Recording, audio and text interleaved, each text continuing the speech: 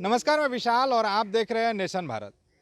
बिहार एक प्रतिभाशाली से भरा प्रदेश है हमारा, जहां पर हर एक कदम पे कहीं ना कहीं आपको होनहार आपको मिल ही जाएंगे, चाहे वो किसी भी तरह से हो। बिहार के लोगों में ही एक ऐसा जज्बा होता है कि कहीं भी अपने आप को सेटल कर लेते हैं, चाहे वो देश में बात करूं या विदेश में, हर जगह लोग अपने आप को इस्टेब्लिश किए हुए हैं और कहीं ना कहीं अपने बिहारी का एक पहचान और छाप छोड़े हुए हैं।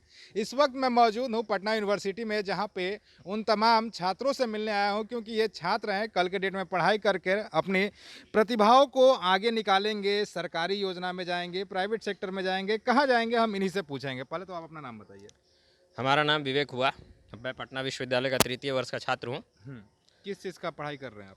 हमारा ऑनर सब्जेक्ट इंग्लिश है। इंग्लिश है। चलिए, अच्छा ये बताइए, बिहार में पढ़ाई कर रहे हैं आप, जिस तरह से बिहार में तमाम रोजगार जो अभी नहीं मिल रहा है, युवा दर दर भटक रहे हैं, क्या लग रहा है, आप अपने कहाँ देख रहे हैं? इसमें अगर हम एक सामूहिक रूप से बात करें तो ये बहुत ही जर्जर स्थिति हो गई है, खासकर युवाओं के लिए। जितने भी हमारे बिहारी युवा हैं, ये दूसरे जगह पे पलायन कर रहे होंगे। आप देखें ये कश्मीर में क्या हुआ। तो जो हमारे बिहार की जनसंख्या इतनी ज़्यादा है कि यहाँ पे स्टूडेंट और रोजगार की एकदम जीरो है। रोजगार है जो सबसे कम है। नीतीश कुमार जो गवर्नमेंट थी, उन्होंने वादा तो किया था। बीजेपी गवर्नमेंट ने भी अपना मैनिफेस्टो में सबसे पहले रोजगार का बात लिखा था, लेकिन किसी ने भी है जो पूरा नहीं किया। और अभी स्थिति इतनी खराब हो चुकी है कि लोग हैं जो यहाँ से वहाँ पलायन कर रहे थे। कहीं कोई गुजरात जा रहे हैं, कोई महाराष्ट्र जा रहे हैं, कश्मीर जा रहे हैं। तो ये बहुत स्थिति खराब हो चुकी है। अगर जा तो रहे हैं बिहार के लोग बाहर, युवा खासकर जा रहे हैं, मगर उन लोगों को हीन भावना से देखा जाता है। इस पर आप क्या बोलेंगे? क्योंकि हो सकता है कल के डेट में आपको भी अगर बाहर जाना हो तो आप अपने आप को कहाँ देखिएगा फिर?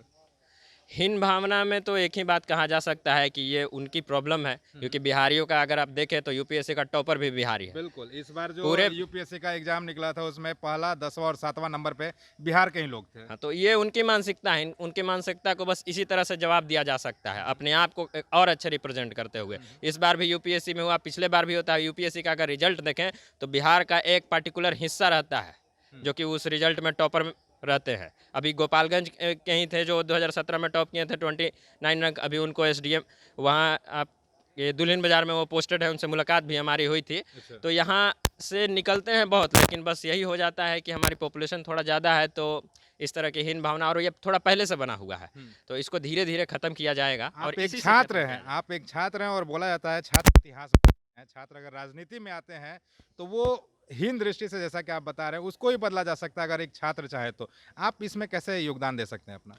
बिल्कुल, हमारे हिसाब से छात्रों को राजनीति में आना चाहिए, क्योंकि छात्र की समस्या है छात्र ही समझ सकता है। जो अब बैठ चुके हैं, जो अपना इस कुर्सी पे एस्टेब्लिश्ड हो गए हैं, उनको बस अपनी कुर्सी की चिंता है, अपने विधायकी की चिंता है। उनको छात्रों का और रोजगार और ये जो महंगाई हो रही है उनका चिंता नहीं है। तो इसके लिए अगर कोई युवा आता है तभी है जो इस सारी खास करके छात्रों की समस्याओं का समाधान हो सकता है। युवाओं को आप आगे बढ़ना पढ़ाई चाहिए। कर रहे हैं, रोजगार के लिए अगर बिहार में आपको जगह नहीं मिलता है तो क्या आप भी जाएंगे अन्य शहरों में? हम सबसे पहले कोशिश कर रहे हैं कि बीपीएससी में जो बीपीएससी का तैयारी कर रहे हैं, और यही है जो यहाँ पे रह करके यहाँ से अपना जो योगदान हो सके दे। चलिए, बहुत बहुत धन्यवाद और शुभकामनाएं भी आगे के लिए। क्या लग रहा है, बिहार की जो शिक्षा नीति है, रोजगार नीति है, उससे आप कहाँ तक सहमत हैं? बिहार की रोजगार नीति पे हम कुछ भी नहीं सहमत हैं। जैसे कि नीतीश कुमार रोजगार तो निकालते नहीं हैं। बिहार में भी जो रोजगार है वो भी पेंडिंग में चल रहा है। और ये जो मोदी जी भी वादा करते हैं, कभी 2 करोड़ का तो कभी 20 लाख रोजगार का, अभी तक एक भी रोजगार नहीं आया है। इलेक्शन जीत जाते हैं तो बोलते हैं कि ठेला पे जो पानी पूरी बेच रहा है वो भी एक रोजगार ही है। बट ठेला पूरी तो अनपढ़ लोग भी बेचता है, तो हम लोग पढ़ रहे हैं यहाँ क्यों? बचपन से ही हम पानी पूरी बेच सकते थे। और कोई भी सरकार इस पर ध्यान नहीं दे रहा है। पटना यूनिवर्सिटी में सब हम लोग छात्र हैं, यहाँ पढ़ने आते हैं यहाँ के एलुमनी देखकर। बट उम्मीद बिल्कुल देख कर आते हैं। कहीं ना कहीं गार्जियन को भी एक भरोसा हो जाता है कि मेरा बेटा पढ़ रहा है तो कहीं ना कहीं कल के डेट में मेरा नाम रोशन करेगा। और जिस तरह से बिहार में बेरोजगारी का माहौल है, लग रहा है कि आप वो काम कर पाएंगे। जी, देखिए मैं पटना आप अपना नाम बताइए पहले। मेरा नाम आयुष हुआ। मैं पटना विश्वविद्यालय के अंतर्गत पटना कॉलेज के संस्कृत विभाग का छात्र हूँ। मैं बेशक एक गरीब परिवार से हूँ। मेरे मम्मी पापा मुझे उम्मीद के साथ यहाँ पटना भेजे हैं ताकि मैं अपने करियर को सेटल कर सकूं। मुझे भी कुछ पल के लिए संदेह हो जाता है कि मैं पढ़ रहा हूं, अपने चाहने से अच्छा ही पढ़ रहा हूं। यदि मेरा करियर सेटल नहीं हुआ तो क्या होगा? इस पर भी मुझे कभी कभी संदेह होता है। मुझे मतलब कि डर है अपने भविष्य को लेकर। चलिए, तो यहाँ पर कुछ और लोग हैं, आप बताइए, अपना नाम बताइए पहले। जी मेरा नाम गौरव आनंद है। किस चीज़ का पढ़ाई कर रहे हैं पटना यूनिवर्सिटी में आप? जी ज्योग्राफी। कौन सा ईयर में है आप? जी फर्स्ट ईयर। क्या लग रहा है कि आपका भविष्य कहाँ है? जी जहाँ तक हम अभी देख पा रहे हैं मेरा भविष्य तो अभी अंधकार में ही दिखाई पड़ रहा है। अच्छा, ऐसा क्यों?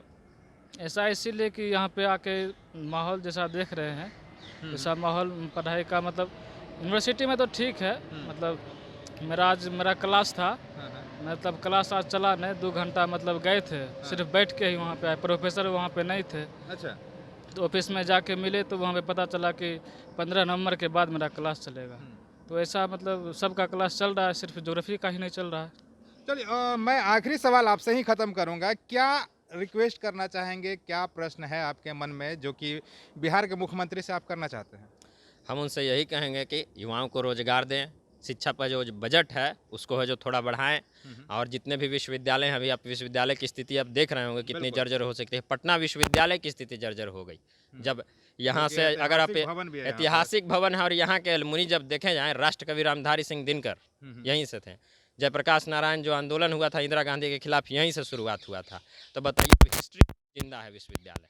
तो हम यही अनुरोध करना चाहेंगे। अभी तो कुछ अच्छा हुआ है, जब 1 अक्टूबर को जो हमारा कॉन्वोकेशन सेरेमनी था, तो हमारे गिरीश कुमार चौधरी जो हमारे वीसी सर थे, उन्होंने मांग किया था शिक्षा मंत्री से कि कुछ यहाँ बिल्डिंग, एकेडमिक ब्लॉक और एडमिनिस्ट्रेटिव ब्लॉक, चूँकि एक ही क्लास है जो 2 शिफ्ट में चलती है दरभंगा हाउस में, वाणिज्य महाविद्यालय के पास बिल्डिंग नहीं है। तो इन सारी चीज़ों को लेकर के है जो प्रस्ताव रखा गया था हमारे वीसी सर ने, और खुशी की बात है कि शिक्षा मंत्री ने उसका प्रस्ताव, मतलब यहाँ से बोला कि प्रस्ताव आप भेजिए लिखित रूप से, तो ये प्रस्ताव गया है, और हमें जैसा लगता है कि ये दोनों काम होगा। तो इसी तरह मेरा नीतीश कुमार जी से, हमारे जो चीफ मिनिस्टर हैं, उनसे यही अनुरोध है कि शिक्षा पर ज़्यादा ध्यान दिया जाए और साथ ही साथ युवाओं को रोजगार दिया जाए। यही हमारा रहेगा। बिल्कुल, तो यहाँ पर जैसा कि आपने भी सुना कि तमाम जो छात्र थे वो कहीं ना कहीं अपने भविष्य को लेकर अपने आप को देख रहे हैं कि हमारा भविष्य जो है वो अंधकार में है, क्योंकि बिहार में जिस तरह से रोजगार का माहौल है, आपको ही पता है, चाहे वो बीएसएससी का हो, एसएससी का हो, स्टेट का हो, या तमाम और भी वैकेंसियाँ जो भी निकलती है, उन तमाम वैकेंसियों के बारे में हो, सारा वैकेंसी अभी पेंडिंग में चल रहा है, और कहीं ना कहीं बेरोजगारी का माहौल जो है युवा छात्र झेल रहे हैं, सड़कों पे घूम रहे हैं। ये वीडियो कैसा लगा हमें कमेंट करके जरूर बताएं। तब तक के लिए दें हमें इजाज़त। धन्यवाद।